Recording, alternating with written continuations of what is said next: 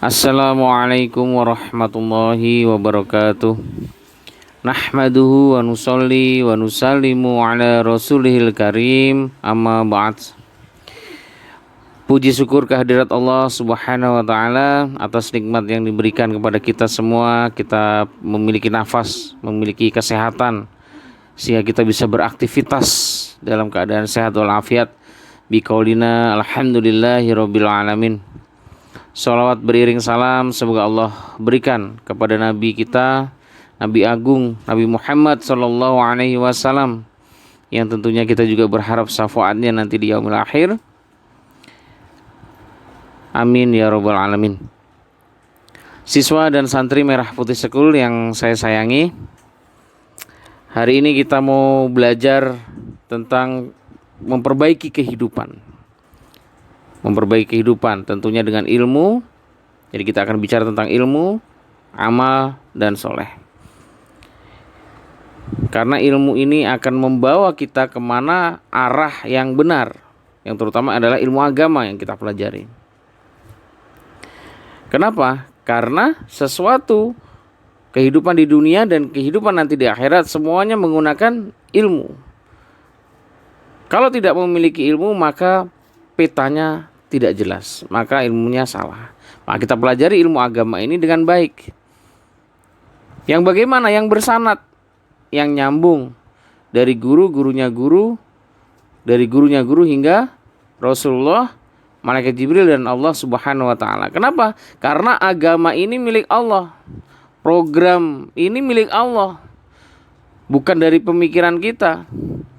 Bukan hasil pemikiran kita, hasil logika manusia, bukan. Disitulah kenapa harus ilmu itu bersanad. Kita harus mengikuti ilmu-ilmu yang bersumber dari baginda Nabi Sallallahu Alaihi Wasallam. Maka ciri-ciri ilmunya baginda Nabi adalah tambah belajar dan tambah takut kepada Allah. Innama yakhsyallahu min ibadihil ulama. Hanyalah yang paling takut kepada Allah adalah para ulama. Kenapa? Para ulama takut karena para ulama takut kepada Allah karena alim, karena memiliki ilmu, maka disebut ulama. Tambah belajar ilmu agama, makin banyak ilmu agama didalami, makin juga tidak terkesan oleh dunia. Kenapa? Karena memang kehidupan yang sesungguhnya nanti adalah di kampung akhirat. Kita di sini mampir, tetapi kita harus cerdas memanfaatkan mampir kita di dunia ini dengan sebaik-baiknya. Wa qala alladziina utul ilma wa lakum tawabullahu khairul laman amana wa amila sholiha. Ketika orang-orang terkesan dengan hartanya Qarun, maka orang yang memiliki ilmu akan berkata, celakalah engkau Qarun. Pahala Allah lebih baik bagi orang yang beriman dan beramal soleh. Ya, karena orang yang berilmu dia bisa mengatakan seperti itu. Orang yang membanggakan hartanya di dunia, kita orang-orang yang berilmu pasti akan bisa mengatakan bahwa pahala Allah itu lebih baik bagi orang yang beriman dan beramal soleh. Tambah belajar ilmu agama, tambah zuhud dengan dunia. Tambah belajar ilmu agama, tambah bisa mengamalkan ilmunya. Cerdas menggunakan apa-apa yang ada di dunia ini. Karena memang apa-apa yang ada di dunia ini diciptakan untuk manusia. Jadi jangan sampai dunia mengendalikan kita, tapi kita yang mengendalikan dunia. Dengan ilmu inilah dapat menjadikan orang itu mulia dan masuk surganya Allah Subhanahu wa ta'ala. Likulli syai'in thariqun wa thariqul jannati ilmu. Bagi setiap sesuatu ada jalannya, sedangkan jalannya surga adalah ilmu. Maka yang paling umum hadisnya, man salaka thariqan ila tamisu fi ilman sahalallahu lahu bihi thariqan ilal jannah. Man salaka, itu yang saya jelaskan, barang siapa yang memudahkan langkahnya untuk menuju majelis ilmu, maka Allah akan memudahkan langkah kakinya menuju surga. Man salaka, sampai di Masjid Gede Kauman itu di Yogyakarta ada gambar salak gitu loh. Itu bukti kalau hadis man salaka itu biar terkesan dalam hati jamaahnya. Jadi dengan lihat salak langsung ingat man salaka thariqan yaltamisu fihi ilman. Jadi langkahnya, tempuhannya itu menuju majelis ilmu akan dimudahkan Allah untuk menuju surga. Ilmu yang semacam ini bisa dirasakan oleh hati yang bersih, hati yang penuh dengan kerinduannya kepada kampung akhirat. Sedangkan hati kita bisa bersih, hati kita bisa penuh dengan kerinduan akhirat manakala hati kita disertai dengan zikrullah, dengan zikir, dengan ingat kepada Allah. Maka hati akan selalu tenang, hati akan selalu nyaman, tentram.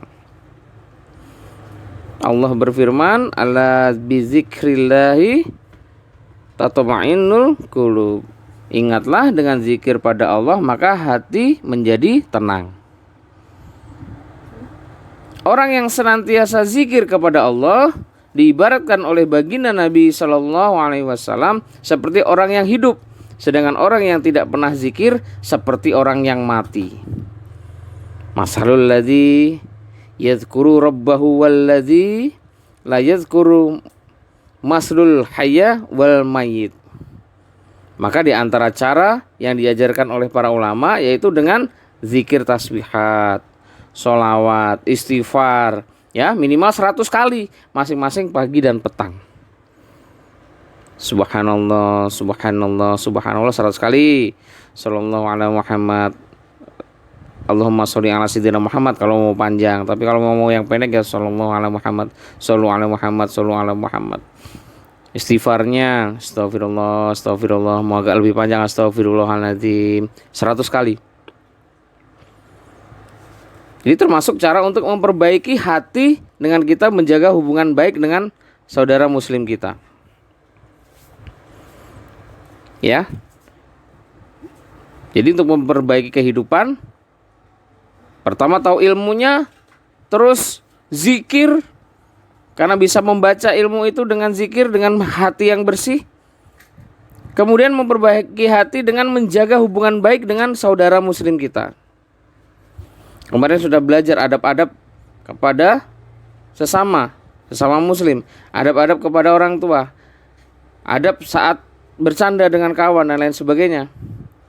Maka kita juga harus tahu, kita gunakan agar memperbaiki hati kita dengan menjaga hubungan baik dan mendatangi para alim, para ulama, bertanya masalah dunia, akhirat, meminta saran, meminta masukan, meminta arahan. Bagaimana supaya hati kita senantiasa dijaga Allah dengan kebaikan, disertai dengan memuliakan para ulama, menghormati orang yang lebih tua, menghargai sebaya, teman, dan menyayangi yang muda.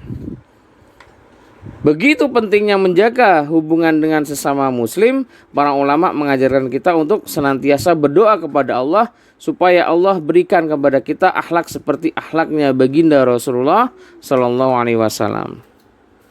Dengan belajar adab-adab itu, menjaga hubungan dengan hewan saja bisa memasukkan orang itu ke dalam surga. Sebagaimana diceritakan seorang pelacur yang melihat anjing sedang kehausan, kemudian diberi minum. Ingat ya cerita ini. Allah menerima amalnya, sehingga sebab amal tersebut Allah masukkan dia ke dalam surga. Tapi yang perlu diingat, wanita pelacur ini bisa masuk surga sebabnya amalnya murni karena Allah. Ya, terkadang orang beramal karena ingin dilihat oleh orang lain, merasa lebih hebat. Gak bisa, ini yang murni karena Allah, sehingga lupa bahwa kehebatan yang kita miliki, kita bisa amal kebaikan itu semua karena ditolong oleh Allah, bukan karena kekuatan kita. Disinilah para ulama sering mengajarkan kita untuk mengecek terus amal baik di awal beramal, di pertengahan, dan bahkan di akhir beramal. Bagaimana setelah beramal? Banyak istighfar. Maka setelah sholat itu beristighfar. Bukan alhamdulillah, tapi astagfirullahaladzim, astagfirullahaladzim. Setiap beramal apapun, saya melakukan kebaikan, kita mengucapkan istighfar.